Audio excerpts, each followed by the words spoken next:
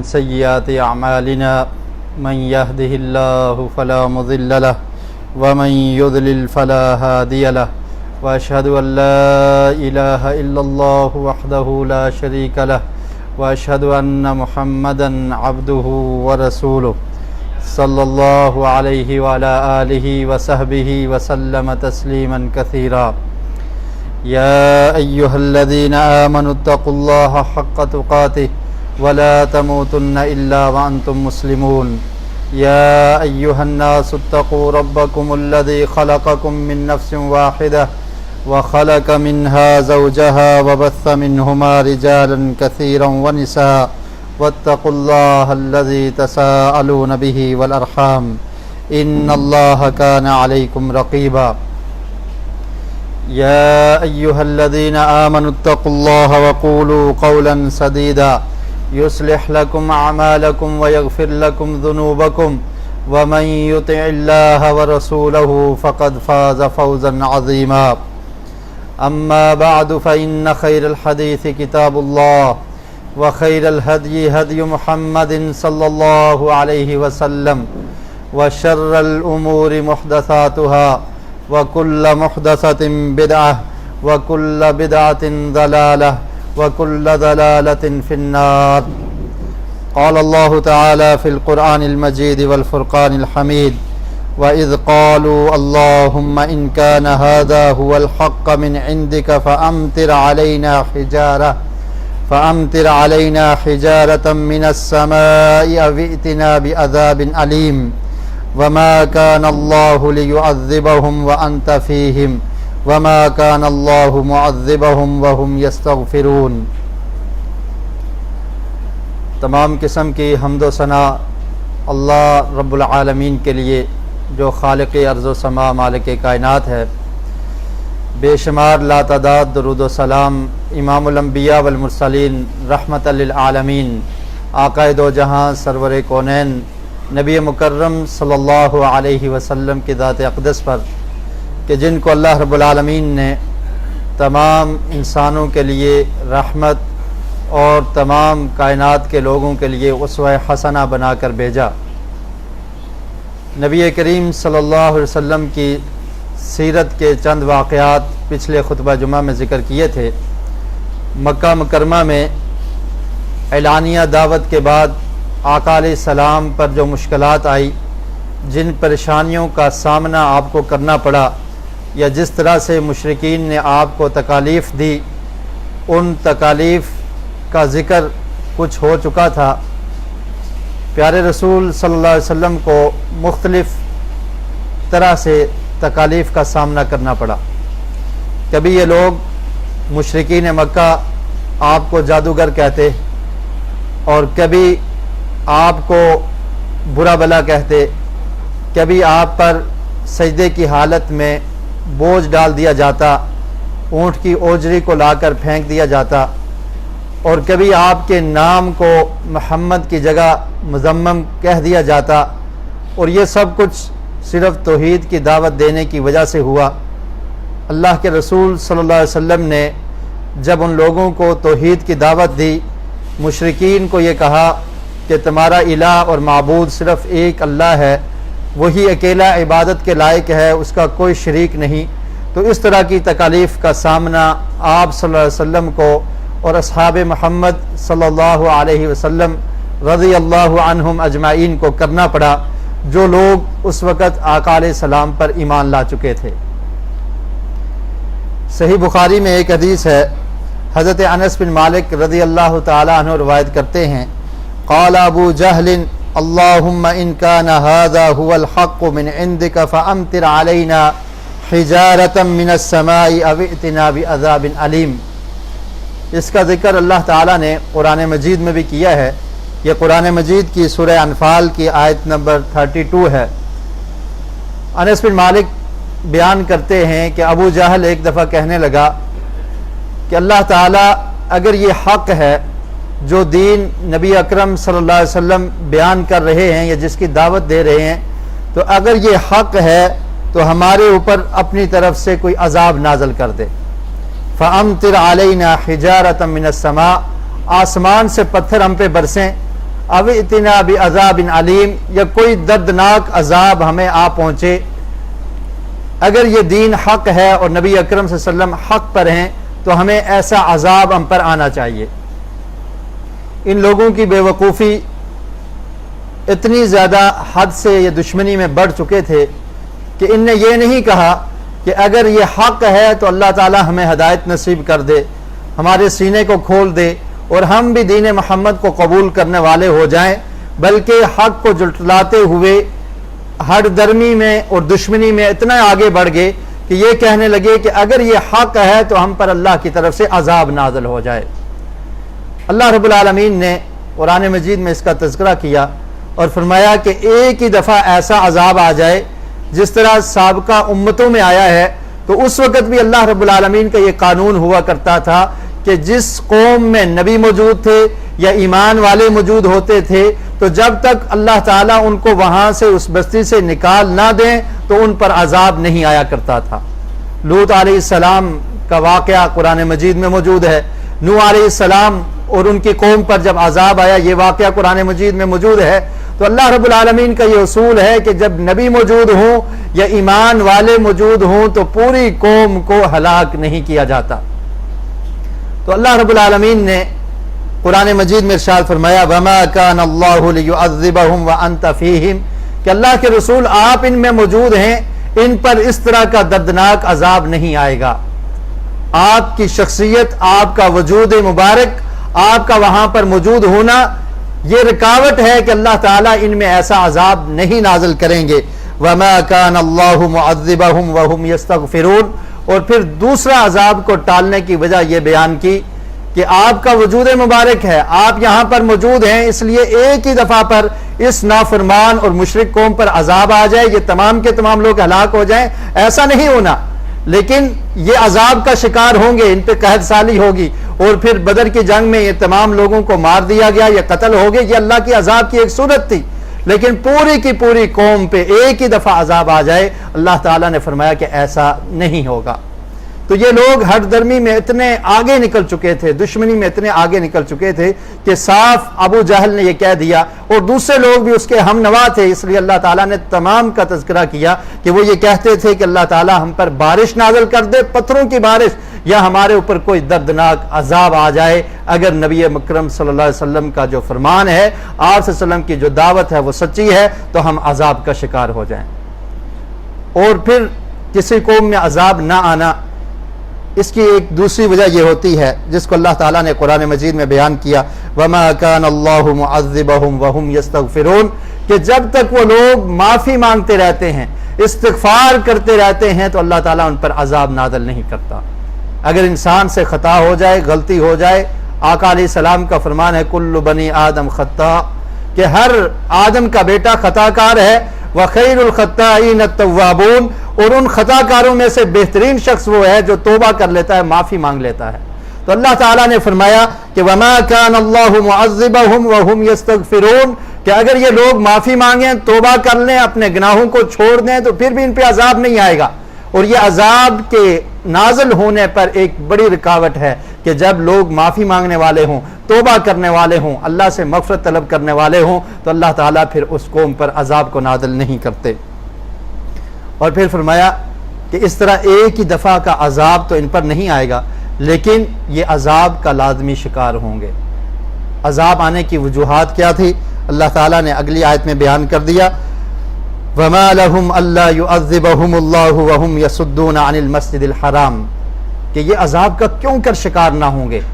ان کی عادات کیا ہیں کہ یہ مسجد حرام سے لوگوں کو روکتے ہیں۔ مسلمانوں کا مسجد میں آنے پر ان نے پابندی لگا رکھی تھی کہ مسلمان بیت اللہ میں نہیں آ سکیں گے، بیت اللہ میں آ کر اللہ کی عبادت کرنا یہ ان کے لیے اس چیز کی اجازت نہ دیتے تھے۔ تو فرمایا کہ یہ مسجد حرام سے لوگوں کو آنے پر روکتے ہیں، رکاوٹ بن جاتے ہیں، مسجد میں نہیں آنے دیتے، تو اللہ کا عذاب ان پر نازل ہوگا۔ وَمَا كَانُوا أَوْلِيَاءَهُ إِنَّ أَوْلِيَاءَهُ إِلَّا الْمُتَّقُونَ، اور پھر یہ خود ہی مسجد حرام کے متولی بن بیٹھے ہیں کہ ہم مسجد حرام کے متولی ہیں، ہم مسجد کے نظام کو چلانے والے ہیں۔ اللہ تعالیٰ نے فرمایا کہ یہ نہیں ہے کہ یہ متولی ہیں، ان کو کن نے بنایا ہے؟ بلکہ مسجد حرام کے متولی اور اس کے انتظام کو سنبھالنے والے لوگ کون ہیں؟ الا المتقون، جو اللہ سے ڈرنے والے ہیں۔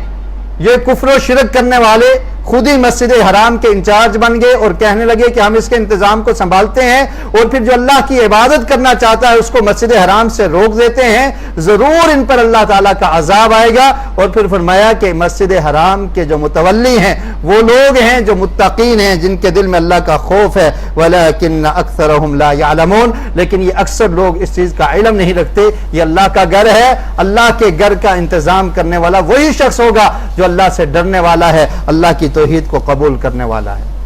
اور پھر ان کی عبادت کا بھی تذکرہ کر دیا کہ یہ مشرکین کیسی عبادت کرتے ہیں بیت اللہ میں۔ وَمَا كَانَ صَلَاتُهُمْ عِنْدَ الْبَيْتِ إِلَّا مُكَاءً وَتَصْدِيَةً، کہ بیت اللہ میں ان کی عبادت سیٹیاں بجانا ہوتا ہے۔ یہ سیٹیاں بجاتے ہیں، إِلَّا مُكَاءً وَتَصْدِيَةً، تالیاں بجانا، شور و شرابہ کرنا، سیٹیاں بجانا، موسیقی کو پسند کرنا، یہ ان کی عبادت کا طریقہ ہے۔ اور بیت اللہ میں یہ عبادت کرنا، اس طرح کی عبادت کو پسند کرتے ہیں جس کا حکم نہ اللہ نے دیا ہے نہ اللہ کے رسول نے دیا ہے۔ ایسی عبادت یہ اللہ کے گھر میں کرنا چاہتے ہیں۔ فَذُوقُوا الْعَذَابَ بِمَا كُنْتُمْ تَكْفُرُونَ، تو یہ کفر ہے، یہ عبادت جس کا اللہ نے حکم نہیں دیا، اپنے پاس سے انہیں ایجاد کر رکھی ہے۔ سیٹیاں بجانا اور تالیاں بجانا اور موسیقی کو پسند کرنا، اس طرح کی عبادت بیت اللہ میں کرنا ان نے شروع کر دی ہے۔ فَذُوقُوا الْعَذَابَ، تو ایسے لوگ ضرور عذاب کا شکار ہوں گے۔ بِمَا كُنْتُمْ تَكْفُرُونَ، ان کے کفر کرنے کی وجہ سے، انکار کرنے کی وجہ سے۔ تو پہلے اللہ رب العالمین نے جس عذاب کی نفی کی، مطلب یہ تھا کہ ایک ہی دفعہ ایسا عذاب آ جائے کہ تمام کے تمام لوگ اس میں شامل ہو جائیں۔ یہ ممکن نہیں ہے، کیونکہ اس میں ایمان والے لوگ موجود ہیں، نبی اکرم صلی اللہ علیہ وسلم آپ موجود ہیں، آپ کے اصحاب، نبی کریم صلی اللہ علیہ وسلم کے ساتھی، استغفار کرنے والے، معافی طلب کرنے والے، یہ لوگ موجود ہیں، اس لیے ایسا عذاب نہیں آئے گا۔ لیکن ان کے جو کرتوت ہیں، لوگوں کو مسجد سے روکنا، بیت اللہ سے روکنا، اور پھر خود ہی مسجد کے بیت اللہ کے انچارج بن جانا، اور جس کو چاہیں اجازت دے دیں، جس کو چاہیں روک دیں، اور پھر بیت اللہ میں اس طرح کی عبادت شروع کر دینا جس کا اللہ نے حکم نہیں دیا، سیٹیاں بجانا اور تالیاں بجانا، یہ انہوں نے عبادت سمجھ رکھا ہے جس کا اللہ نے حکم نہیں دیا، تو ان نافرمانیوں کی وجہ سے یہ ضرور عذاب کا شکار ہوں گے۔ اور پھر اللہ رب العالمین کی طرف سے ان پر عذاب آیا قحط سالی کی صورت میں، اور پھر یہ بڑے بڑے مشرکین جنہوں نے ایمان نہ لانا تھا اور جو ہر درم اور دشمنی میں بہت آگے بڑھ گئے تھے، کفر پہ کفر کرتے جا رہے تھے، تو اللہ رب العالمین نے بدر کے مقام پر ان تمام کو ذلیل و خوار کر کے قتل کروا دیا۔ تو اللہ کے گھر میں عبادت وہی ہو سکتی ہے جس عبادت کا حکم اللہ رب العالمین نے دیا ہو۔ آج افسوس ہے کہ بعض مسلمان بھی اس طرح کی عبادات کرتے ہیں۔ کوئی قوالی کے نام پر سیٹیاں بھی بجائی جاتی ہیں، تالیوں کو بھی بجایا جاتا ہے، اور پھر اپنے مرشد کا نام لے کر اس طرح کے گنگنائے جاتے ہیں، اور سمجھا جاتا ہے کہ ہم یہ بہت بڑی عبادت کر رہے ہیں۔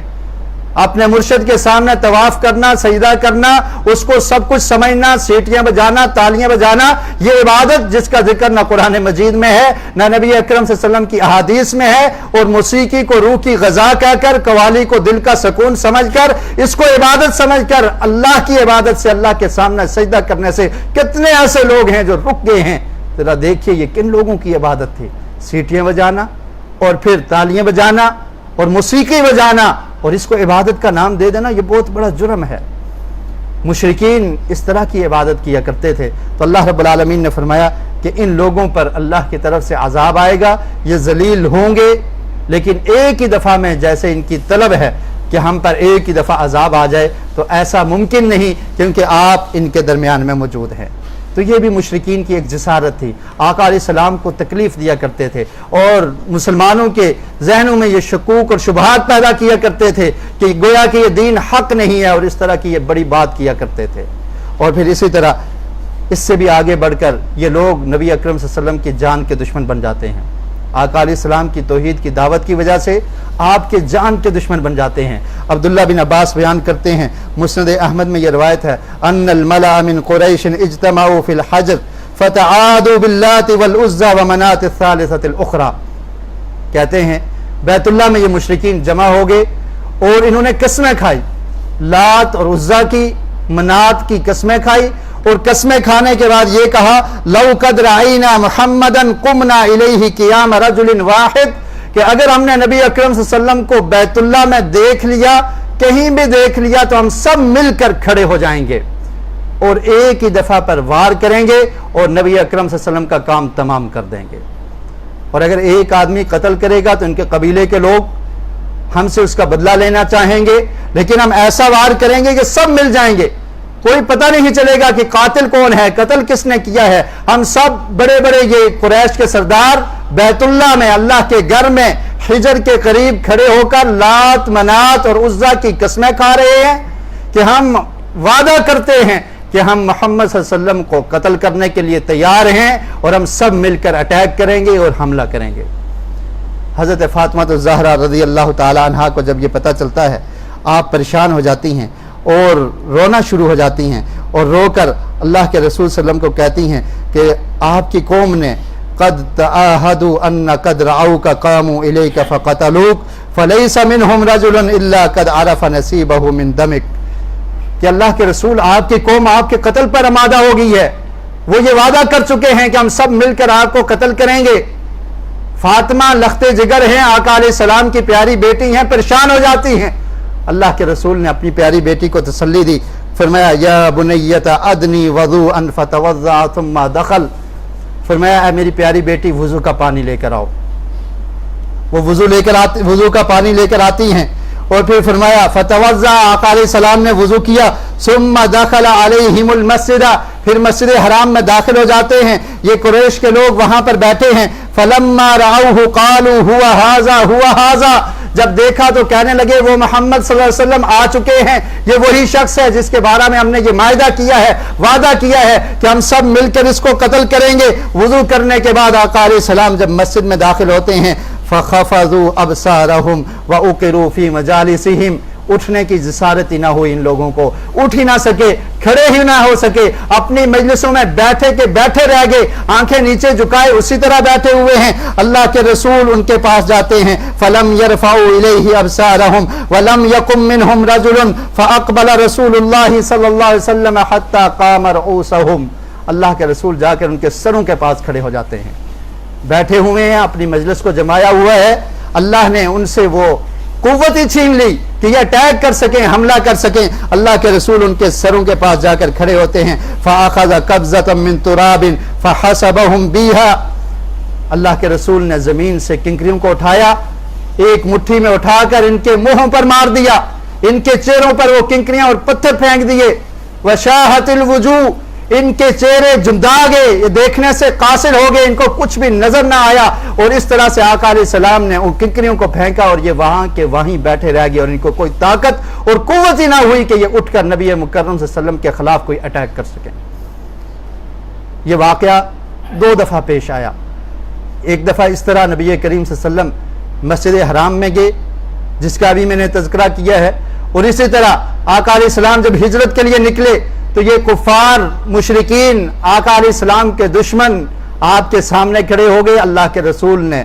زمین سے کنکریوں کو، ریت کو اٹھایا اور ان کے چہرے پہ پھینکا، ان کو نظر آنا ہی ختم ہو گیا اور یہ دیکھ نہ سکے، اور اللہ کے رسول بخیریت وہاں سے نکل جاتے ہیں۔ تو ان کی دشمنی اس حد تک پہنچ چکی تھی، اور یہ دشمنی صرف اس وجہ سے تھی کہ اللہ کے رسول توحید کا پیغام دینے والے ہیں، آپ توحید کی دعوت دے رہے ہیں، آپ لوگوں کو بندوں کی عبادت سے، غیر اللہ کی عبادت سے نکال کر ایک اللہ کی عبادت اور بندگی کی طرف بلا رہے ہیں۔ لات منات اور عزا کی عبادت، ان کو اللہ کے ساتھ شریک بنانا یہ درست نہیں ہے، شرک بہت بڑا ظلم ہے۔ اس ظلم سے اللہ کے رسول لوگوں کو بچانے کے لیے آئے اور آپ کے قوم کے لوگ آپ کے دشمن بن جاتے ہیں۔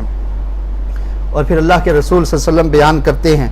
کہ مکہ میں جو آقا علیہ السلام کو تکالیف دی گئی، سنن ترمذی میں یہ واقعہ موجود ہے، انس بن مالک رضی اللہ تعالیٰ عنہ اس کے راوی ہیں، فرمایا آقا علیہ السلام نے لَقَدْ أُخِفْتُ فِي اللَّهِ وَمَا يَخَافُ أَحَدٌ،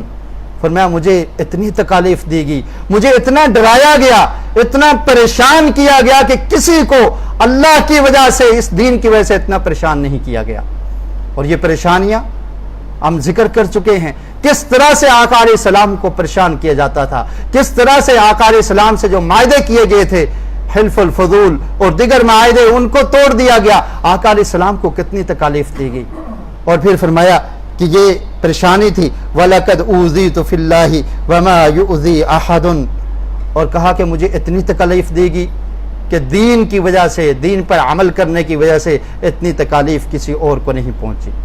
اور پھر اللہ کے رسول نے خود ہی بیان کیا، فرمایا کہ کبھی ایسا ہوتا تھا وَلَقَدْ أَتَتْ عَلَيَّ 30 مِن بَيْنِ يَوْمٍ وَلَيْلَةٍ، کہ 30 دن گزر جاتے، 30 راتیں گزر جاتی. وَمَا لِي وَلِبَلَالٍ طَعَامٌ يَأْكُلُهُ ذُو كَبِدٍ إِلَّا شَيْءٌ يُوَارِيهِ إِبْتُ بِلَال. فرمایا کہ 30 دن گزر جاتے، 30 راتیں گزر جاتے، کھانے کو کچھ نہ ملتا، کوئی ایسی چیز نہ ملتی. طَعَامٌ يَأْكُلُهُ ذِي كَبِدٍ، کہ جس کو کوئی جاندار چیز کھاتی ہے ایسی چیز ہمیں میسر نہ ہوتی. 30 دن گزر جاتے، 30 راتیں گزر جاتی، کچھ کھانے کو نہ ملتا، صرف وہ چند چیزیں. إِلَّا شَيْءٌ يُوَارِيهِ إِبْتُ بِلَال، کہ جس کو بلال اپنی بغل میں چھپا کر لے آتے، وہ چھوٹی سی چیزیں، کچھ چیزیں وہ کھانے کو ملتی تھی، اس کے علاوہ میں کھانے کو کچھ نہیں ملتا تھا. یہ اذیت، یہ تکلیف، یہ پریشانیاں کس وجہ سے نبی کریم صلی اللہ علیہ وسلم کو دی گئی؟ آقا علیہ السلام کے سینے میں یہ غم تھا کہ یہ لوگ جہنم سے بچ کے جنت کے وارث بن جائیں، یہ لوگ جہنم میں نہ جائیں، یہ توحید کو ماننے والے، یہ اللہ کی عبادت کرنے والے بن جائیں تاکہ جہنم میں ان کو جلنا نہ پڑے. یہ اخلاص تھا، یہ دعوت تھی جو اللہ کے رسول نے ان مشرکین تک پہنچانا چاہی، اور اس دعوت کے پہنچانے پر آپ صلی اللہ علیہ وسلم کو اتنی تکالیف اور اتنی پریشانیاں دی گئی. آج امت محمدیہ کے افراد اس دعوت کو بھول چکے ہیں، اس دعوت کو چھوڑ چکے ہیں، اللہ کی عبادت کو لوگ بھولتے جا رہے ہیں. اس عبادت کی خاطر جس کی خاطر اللہ کے رسول کو کتنی پریشانیاں جھیلنی پڑی، جس توحید پر آقا علیہ السلام کو طرح طرح کی باتیں سننی پڑی، آپ کے قوم کے لوگ آپ کے دشمن بن گئے، آج اسی توحید پر ڈاکہ ڈالنے والا مسلمان بن چکا ہے.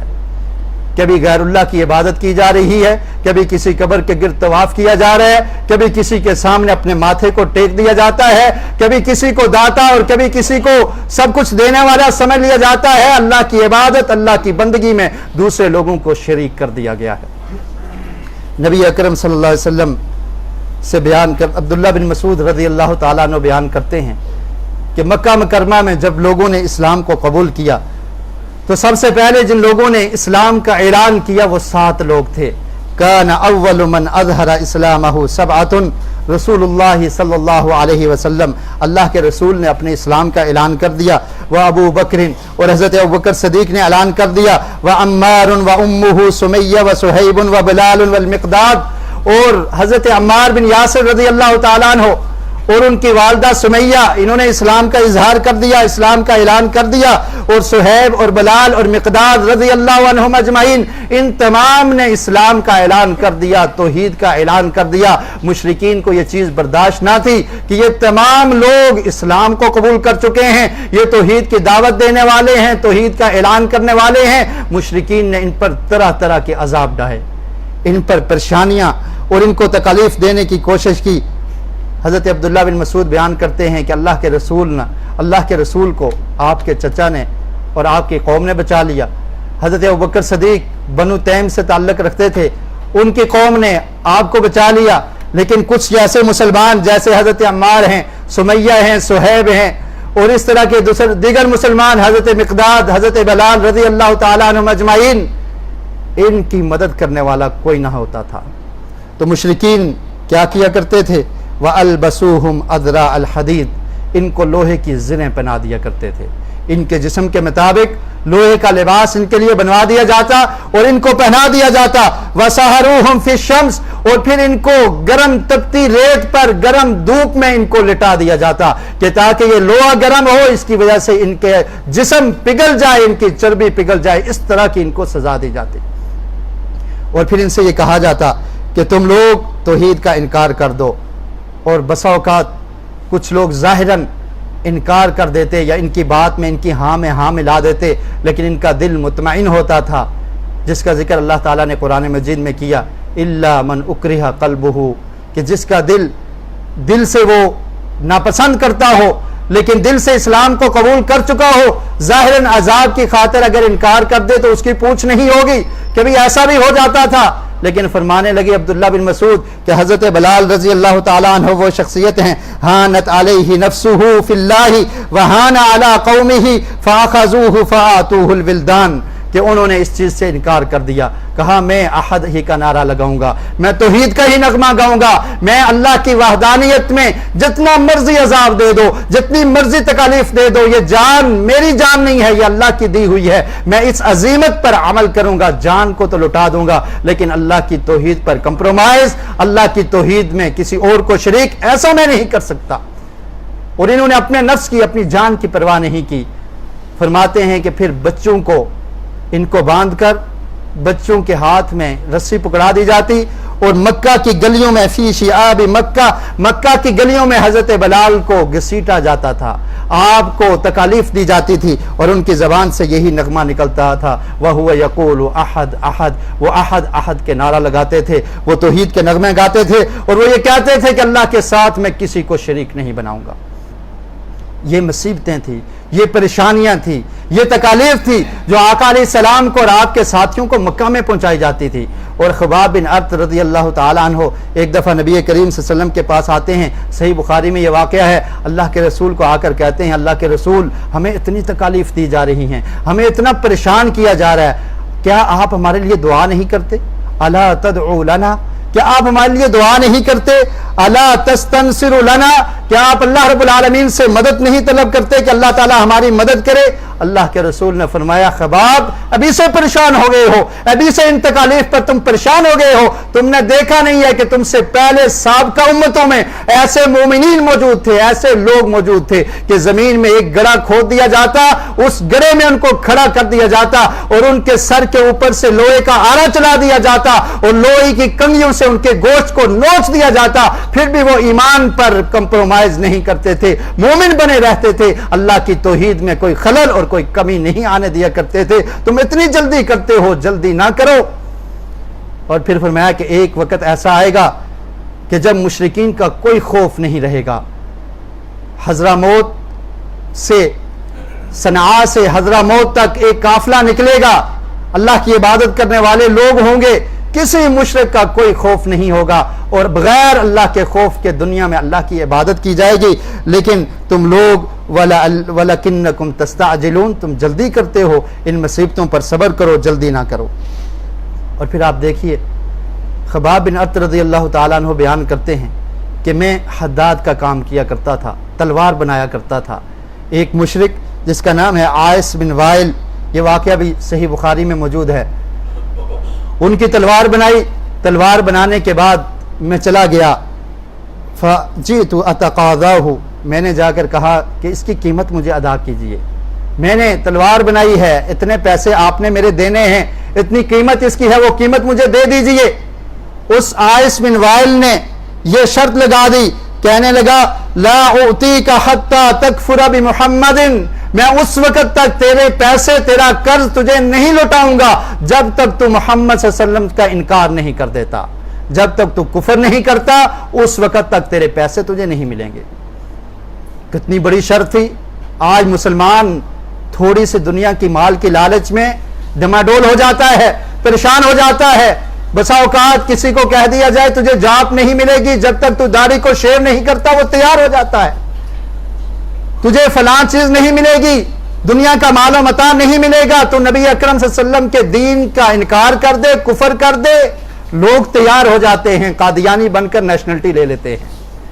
اس طرح کے واقعات موجود ہیں۔ آقا علیہ السلام کے صحابہ کو دیکھیے، ان کے جذبہ ایمان کو دیکھیے۔ خباب بن ارت اپنے پیسے لینے کے لیے، اپنی مزدوری لینے کے لیے جاتے ہیں، کہتے ہیں مجھے میری مزدوری دے دو، میں نے تمہارا کام کیا ہے۔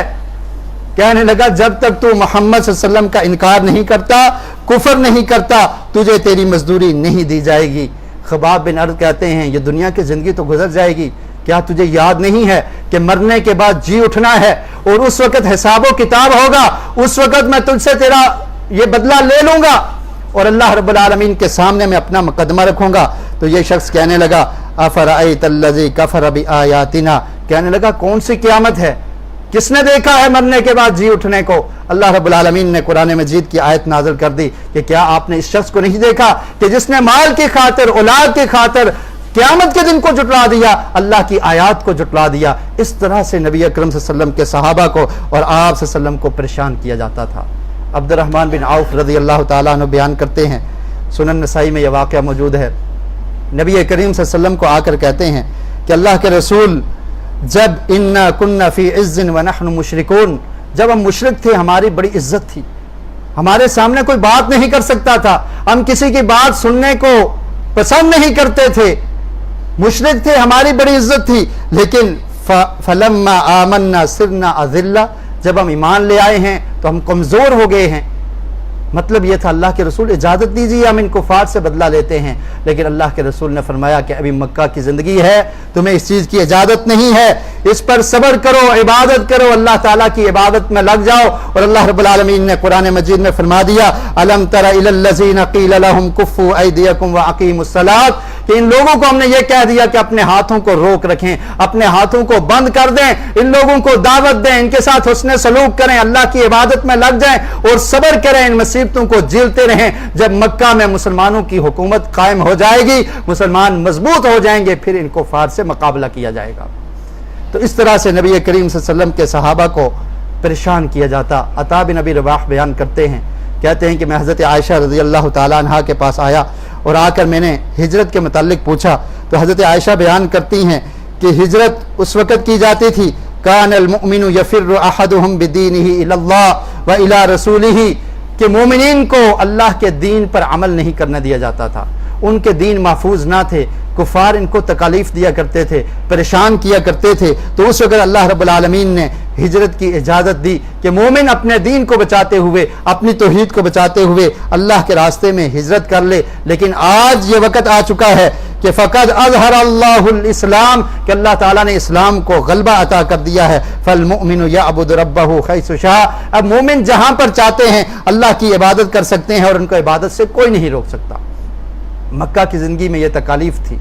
اور نبی اکرم صلی اللہ علیہ وسلم دعوت دیا کرتے تھے، لوگوں کو دین پہنچایا کرتے تھے، اور دعوت کے میدان میں سب سے اہم عمل یہ ہے کہ داعی کا تعلق اللہ رب العالمین سے مضبوط ہو، جو دعوت دینے والا ہے اس میں اخلاص پایا جائے، وہ اللہ کی رضا کے لیے لوگوں کو اللہ کے دین کی طرف بلائے، اس کے اندر یہ طلب موجود ہو، اس کے اندر یہ فکر موجود ہو کہ میں نے لوگوں کو جہنم کی آگ سے بچانا ہے، یہ جہنم میں جانے والے ہیں، یہ گناہ کرنے والے ہیں، میں نے ان کو جہنم کی آگ سے بچانا ہے۔ اور اس فکر کو اور اس کوشش کو نبی مکرم صلی اللہ علیہ وسلم نے اپنے اندر بھی اور صحابہ کرام کے اندر تیار کیا، ان کی تربیت کی، اور اللہ رب العالمین نے قرآن مجید کی یہ آیات بھی نازل کر دی، یا ایھا المزمل قم اللیل الا قلیلا، کہ اپنے رب سے تعلق کو مضبوط کیجئے، رات کو اٹھ کر اللہ کی عبادت کیجئے، رات کو تہجد کی نماز پڑھیے، آدھی رات قیام کریں، پوری رات نہ کریں، آدھی رات قیام کریں، یا آدھی رات سے کچھ زیادہ یا اس سے کم کر دیں۔ اس طرح 1 سال تک نبی اکرم صلی اللہ علیہ وسلم اور آپ کے صحابہ عبادت کرتے رہے، رات کو تہجد پڑھتے رہے۔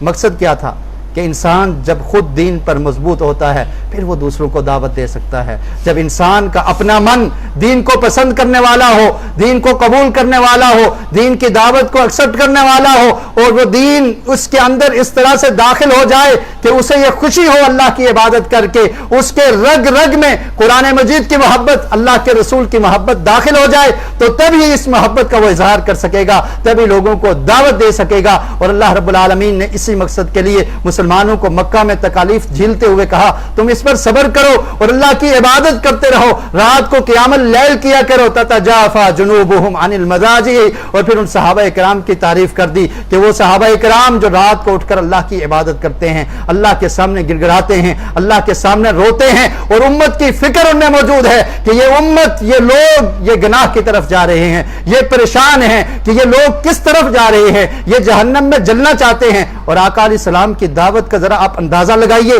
کہ آپ کتنے شفیق تھے، کتنی محبت کرنے والے تھے۔ آپ کا چچا ابو طالب فوت ہو رہا ہے، موت کے قریب ہے، اللہ کے رسول نے دعوت کو بس نہیں کیا، لوگوں کو دعوت دینے سے باز نہ آگے۔ آج لوگ پریشان ہو جاتے ہیں، میرا فلاں رشتہ دار ہے قبول نہیں کرتا، فلاں آدمی ہے میری بات کو مانتا نہیں، تسلیم نہیں کرتا۔ تم نے دعوت کتنی دی ہے، تم نے اس کے لیے دعا کتنی کی ہے، رات کو اٹھ کر تو رویا کتنا ہے کہ اللہ تعالیٰ میرے بھائی کو ہدایت دے دے، میرے فلاں انسان، میرے فلاں دوست کو، میرے فلاں رشتہ دار کو ہدایت دے دے۔ ہم نہ اس کے لیے دعا کرتے ہیں، نہ اس کے لیے اپنے سینے میں درد رکھتے ہیں، صرف باتوں سے کام نہیں چلے گا۔ صحابہ کرام کی سیرت کو دیکھیے، اللہ کے رسول صلی اللہ علیہ وسلم تہجد پڑھا کرتے تھے، اور پھر جب یہ مشکل ہو گیا اللہ رب العالمین نے اجازت دے دی، فَقْرَؤُوا مَا تَيَسَّرَ مِنَ الْقُرْآنِ،